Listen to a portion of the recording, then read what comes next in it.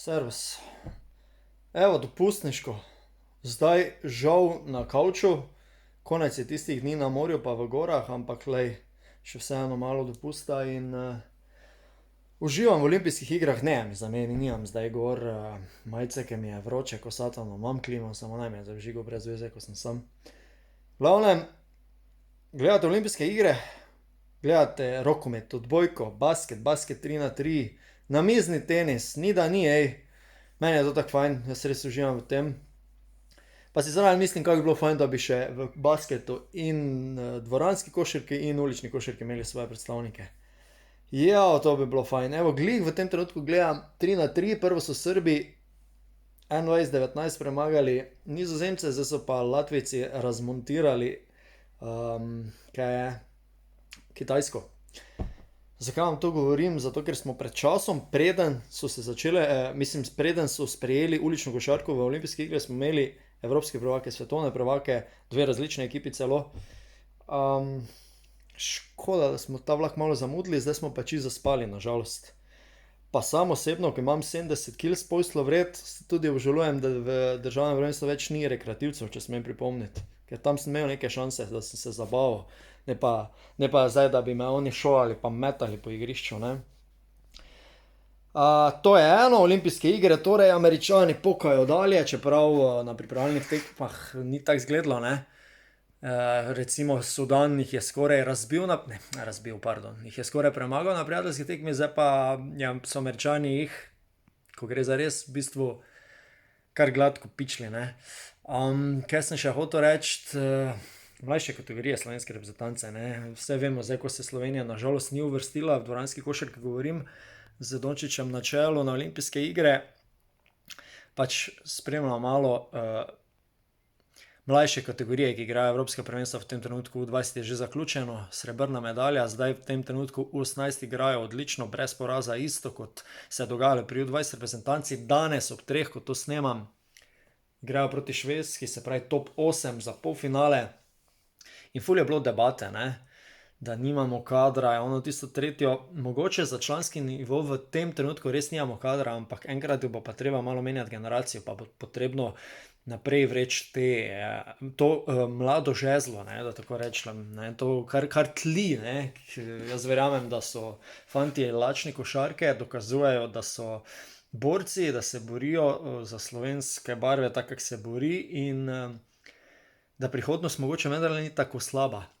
Verjamem, da bo trajalo svoj čas, da bo potrebno nekaj vode, da se preteče, mogoče tudi kakšno prvenstvo ali pa celo dve, ko ne bo šlo po naših željah, ampak počasi bo treba mlade vključiti. Pri U20 smo videli Urban Klavžar top 5, pa ni bil samo Klavžar, da ne bi slučajno komu krivice delal.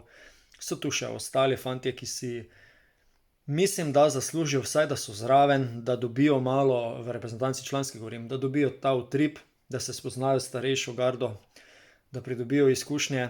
Pole pa še tu, se pravim, U18 reprezentanca, ki isto kaže, je par fantov, Kroflič, Smrekar in tako naprej, ki trkajo, počasi trkajo. Niso še niti nastopili prav v članski kategoriji, malo prehitevam zadeve, ampak treba jih je postopoma. Eni Španci imajo to redno prakso, da pošiljajo 17-18-letne fante 5 minut v igro v članski kategoriji, v prvi ligi. 5 minut, daš jih prvo peterko, kaj bo? Da jih malo navadiš velikega odra. Predpogoj je seveda močna slovenska liga, ki pa je daleč od tega, da je močna, nažalost. Veseli me, zadnje dni ful opažam, da slovenski igralci podpisujejo v slovenskih ligah. To me izredno veseli, tudi Krki, tudi Olimpiji. Za ta dva kluba seveda upam, da bodo podpisali tudi kakšne malo boljše tujce, za rezultat seveda in pa za sam trening, ne. Če nimajo slovenski igralci močnih soigralcev na treningih, bojo tudi tam teže napredovali, ne. Se pravi, eno je trening, drugo je pa tekma. Vse je skladno en z drugim. Saj niste od včeraj, nočem biti bolj pameten ali pa se zdaj delati karkoli več, niti slučajno, ampak pač samo razlagam, kakšen je dobrobit lahko iz tega, ne. Zdaj je, ker sta glih aktualni temi U20 pa U18, čakajte malo, da še prije U16. Tam šele imamo talente, verjamite mi, da imamo.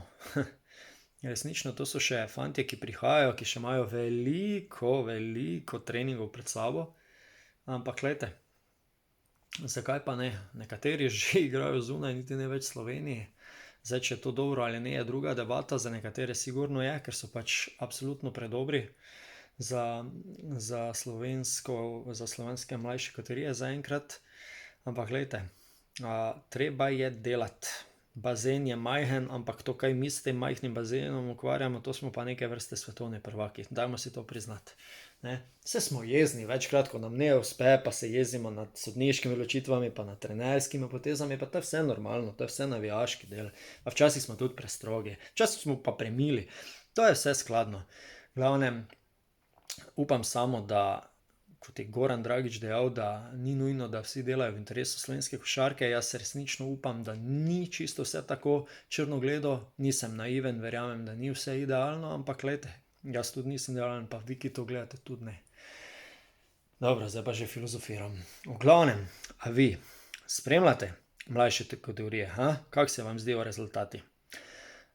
Spremljate olimpijske igre? Dvoransko, 3x3 košarko?